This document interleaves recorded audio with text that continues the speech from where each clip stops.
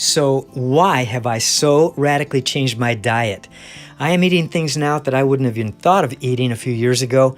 And so for the last year and a half, I've been eating a whole food, plant-based diet, and there's a very good reason why. 1 in 2 people in the United States are dying from heart attacks. They're having strokes, heart attacks, all kinds of cardiac problems, and it's very radical what people are having done to their chests. Open the chest up, take a blood vessel out of the leg, put a stent in a blood vessel. Why are these things happening? Why? You know, choices we make about what we put in our mouth, what we eat or don't eat, move us closer to one direction or the other. And it's just kind of interesting that we don't seem to realize what we're doing to our bodies. I'm making a very nutritionally potent smoothie this morning. I start off with frozen broccoli sprouts, which I make myself, and then I put them in the freezer and freeze them for a special reason. And then I blend them up in the blender with just a little bit of water. And then I add to that flaxseed, which I grind myself, and then put it in and add it into it as 2 of the first ingredients. I add a couple of frozen beets and cranberries. I'll add some Swiss chard and some kale out of my garden, some wild blueberries, and some frozen blackberries, some homemade almond milk. And these next 2 ingredients are really important if I want to be able to enjoy this smoothie. They make it sweet. So frozen banana and frozen pineapple. If I need to, I'll add a little bit of cold filtered water to make it work better.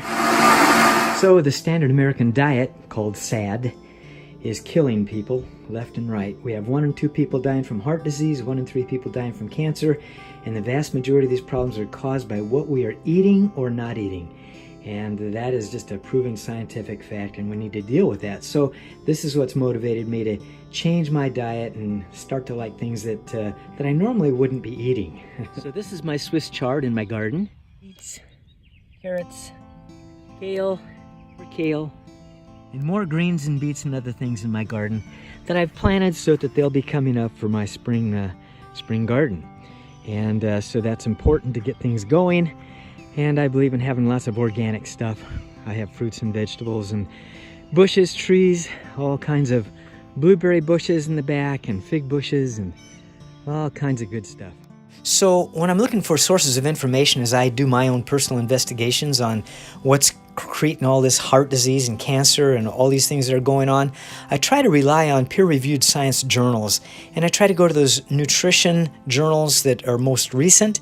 And there's a ton of information out there that has really kind of led me and others down the path of eating a whole food plant-based diet. There's really strong reasons why we need to be doing that before we have a heart attack, before we have a stroke. And people just have to get wise. According to the Archives of Internal Medicine, statin drugs that have been prescribed for heart disease for a long time come with a myriad of side effects. And you know what? We're finding out that the benefit of those statins is very, very small. You know, when we start talking about changing your diet, we're talking about a subject that is as emotional as politics or religion. It's amazing. So we're looking at the angiogram of a medical doctor who became very depressed when he saw what was going on. He didn't want to do the normal route surgically, himself understanding the challenges with something like that. So I went to Dr. Esselstyn, and Dr. Esselstyn, a cardiac surgeon himself, put this doctor on a whole food plant-based diet. He was on it for 3 years. He did a great job with his diet. They went in and took another angiogram, and look at the change. It's unbelievable what happened. But these are the kind of changes that Dr. Esselstyn says can happen to people who have cardiac disease, and they need to get with it right now. And you know, like this doctor, patients are empowered by the knowledge that they are in control of this disease that was destroying their lives. And that's what we want to do, put ourselves in control. You know, a really good place to start is to go to YouTube and look up Dr. Esselstyn and Dr. Michael Greger and Dr. McDougall. There are many doctors out there, medical doctors, who know what's happening, and they are putting us on a new path. You know, it's amazing how taste buds change. I mean, the kind of things that I was eating before and loved, and now what I'm eating, a whole food plant-based diet, it just, I guess when you get educated and when you see what's happening to people around you who are dying from strokes and heart attacks and high blood pressure and have diabetes and they're overweight, and you see all these terrible things that are happening, and it's just rampant across America. Sometimes you get motivated to change. But you know what? The smoothie that I'm drinking now that's made of veggies and fruits, it is very pleasing now. Whereas I had to kind of grow into it little by little. I have been on a whole food plant-based diet for 1.5 years, and my tastes have changed. And things that I didn't think I'd be able to eat, I'm able to eat now because of the things that I'm learning from getting a good education from the right kind of journals, medical journals, science journals, and learning about, I don't want to have a heart attack or a stroke. I'd like to put it off as long as I can and help my body to last as long as it can. So the research is showing that meat, dairy, and eggs, animal protein, is absolutely devastating the endothelial lining of the blood cells, and that's where a lot of problems are coming from. And I had no idea.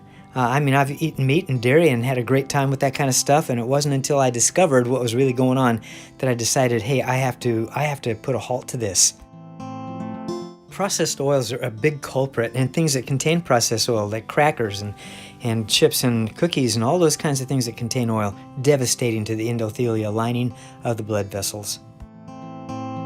If we allow our taste buds to dictate what we eat, they will absolutely kill us. We have to get those things under control.